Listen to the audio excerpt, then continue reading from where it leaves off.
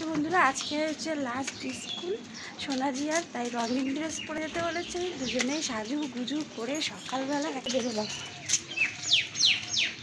কারণ একটু দেরিও হয়ে গেছে, তো 10 মিনিট মতন লেট হয়ে গেছে, ওই কারণে তাড়াতাড়ি করে হাঁটছি আর কি। এসে জিয়া তাকাও,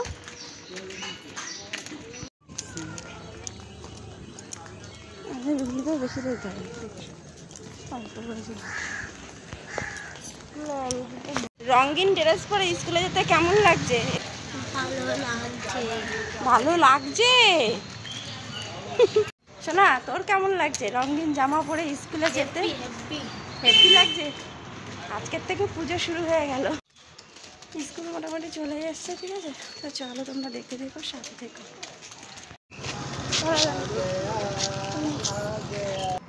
তো বন্ধুরা স্কুল থেকে বাড়িতে চলে আসলাম, আর এসেই এই যে সমস্ত কাজ করে নিয়েছি। ঘর ঝাড় দেওয়া, বিছানা গোছানো, মোছামুছি সব কমপ্লিট হয়ে গেছে। এখন কাছাকাছিটা করে নেব।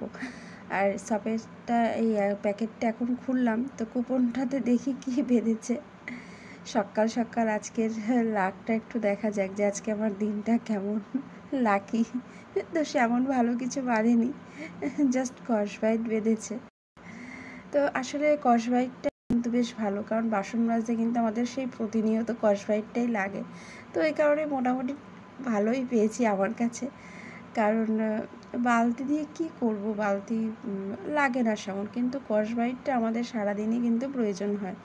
জিনিসটা ছোট কিন্তু খুবই দরকারি, একটা ছোট্ট জিনিসও অনেক উপকারে লাগে, তাই না? সেরকমই। তো কসবাইট পেয়েছি, কিন্তু সেটা কিন্তু আমার সবসময় প্রয়োজন হবে। যেটা বালতি বাঁধলে হয়তো একটু বেশি খুশি হতাম, কিন্তু বালতিটা কী বলো তো, সবসময় দরকার হয় না আমাদের ক্ষেত্রে, যেহেতু আমাদের জল টেনে টেনে নেওয়া বা জল ভরে রাখার কোনো ব্যাপার নেই আমাদের বাড়িতে, সব কিছু ট্যাপ কলেই করতে হয় মোটরের জল দিয়ে। তো এই কারণে বালতি সেমন লাগে না।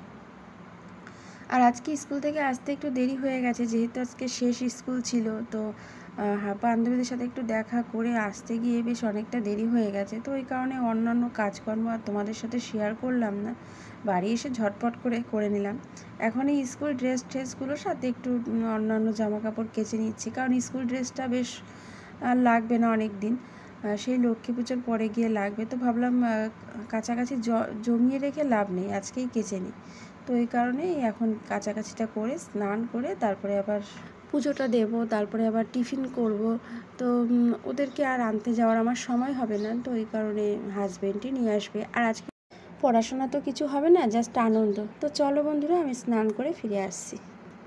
স্নান সেরে সমস্ত জামা কাপড় মেলে দিলাম ছাদে, আর তারপরে এই যে গাছের ফুলগুলো তুলে নিচ্ছি। আর আজকে তো খুব সুন্দর ঝলমলে একদম রোদ্দুর, আকাশ খুব ভালো লাগছে সকালটা, আর এই মিষ্টি রোদ্দুরটা গায়ে মাখতেও বেশ ভালো লাগে। আর এখন কিন্তু অনেকটা ওয়েদার চেঞ্জ হয়ে গেছে, এখন কিন্তু দিন অনেকটাই ছোট হয়ে গেছে, কারণ 5টা বাজতে না বাজতেই দেখি সন্ধ্যা হয়ে যাচ্ছে, ঠিক আছে? এই আর কি। আর আজকে যেহেতু চতুর্থী, তো চতুর্থীর অনেক শুভেচ্ছা আমার বন্ধুদের সবাইকে। আমার ঠাকুরকে মালা ঠালা পরিয়ে একটু ফল মিষ্টি দিয়ে পুজো করলাম। এ কটা দিন একটু করব, কারণ এটা তো প্রত্যেক বাড়িতেই হয়ে থাকে, আমাদের প্রিয় উৎসব বলে কথা। তো এই তো সমস্ত ঠাকুরকে ফুল মালা দিয়ে পুজো করে নিলাম, তো তোমরা দেখতে থেকো।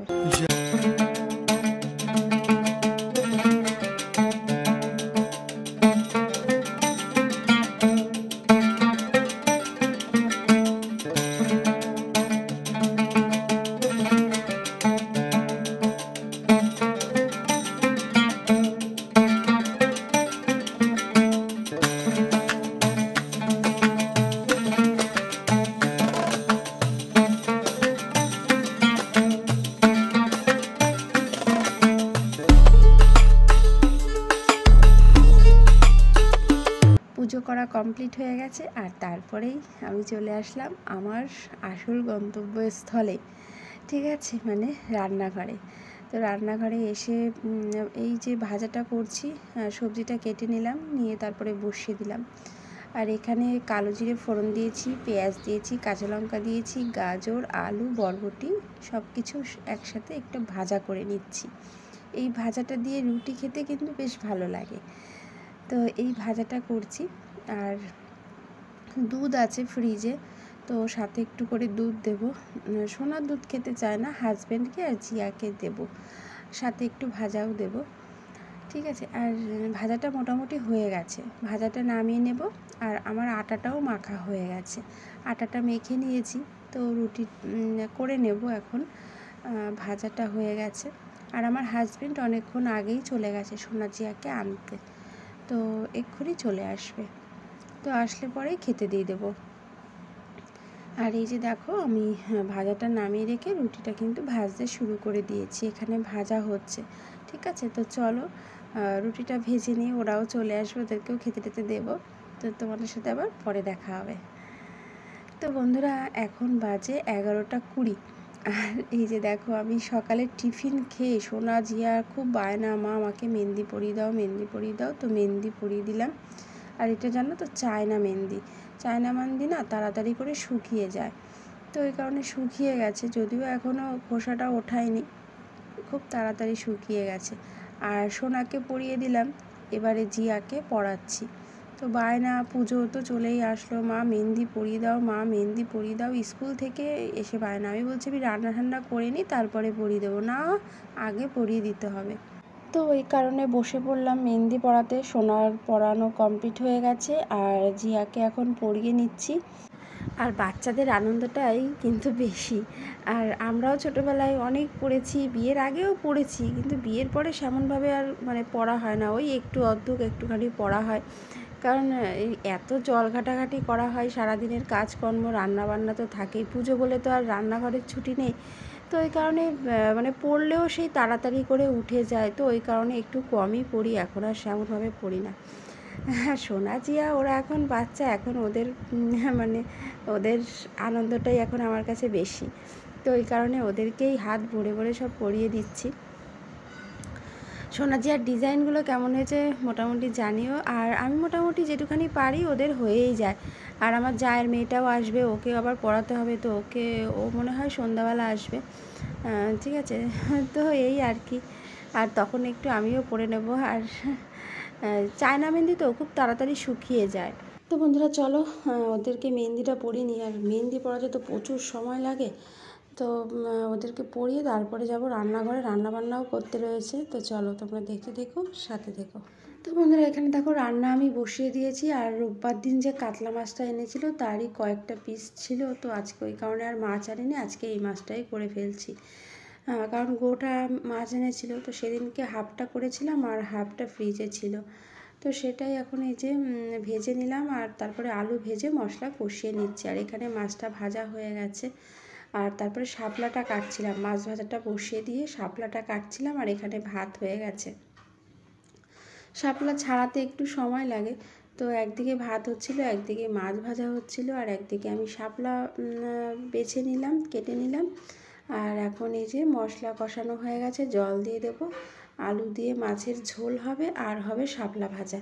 তো আজকে আর বেশি কিছু করব না, এটাই করলাম আর কি। আর এমনিতে অনেকটা দেরি হয়ে গেছে, মেহেন্দি পড়াতে তো একটু সময় লাগে, তো আর দুজনকে পড়ালাম, তো অনেকটাই সময় লেগে গেছে, তো এই কারণে আর বেশি কিছু করিনি। আর এই 2 পিস মাছ সোনা জিয়ার জন্য ভাজা রেখে দিলাম। ফ্রিজে ডাল আছে, তো ডালের সাথে মাছ ভাজা ওরা খেতে খুব ভালোবাসে, তো এই কারণে ওদের জন্য ভাজা মাছ রেখে দিলাম। মাছের তরকারিটা হয়ে গেছে আর নামিয়ে নিয়েছি। আর এখন এই যে শাপলা ভাজাটাও বসিয়ে দিয়েছি, এখানে শাপলা ভাজাটা হচ্ছে, তো শাপলা ভাজাটা হলেই মোটামুটি রান্না হয়ে যায়। আর শাপলা কিন্তু খুব তাড়াতাড়ি রান্না হয়ে যায় দেখবে, মানে আর আমি লবণ দিয়ে চটকে দিই, তো জলটাও খুব একটা বের হয় না, তো খুব তাড়াতাড়ি রান্না হয়ে যায়।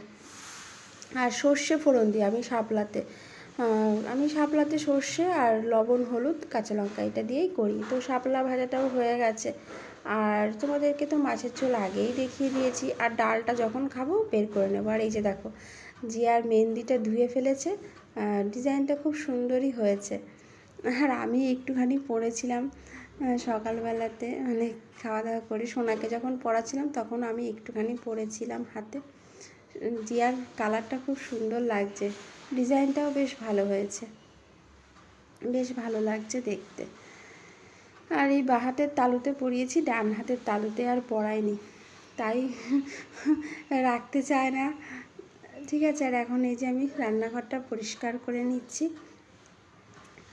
তো জিয়া বলছে মা আমার হাতটা ধুয়ে দাও, তো ওই কারণে আবার রান্না করে গিয়ে ওকে হাতটা ধুয়ে দিয়ে আসলাম। ধুয়ে দিয়ে একবারে স্নানটা করিয়ে দিয়ে তারপরে এই যে রান্নাঘরটা পরিষ্কার করতে আসলাম।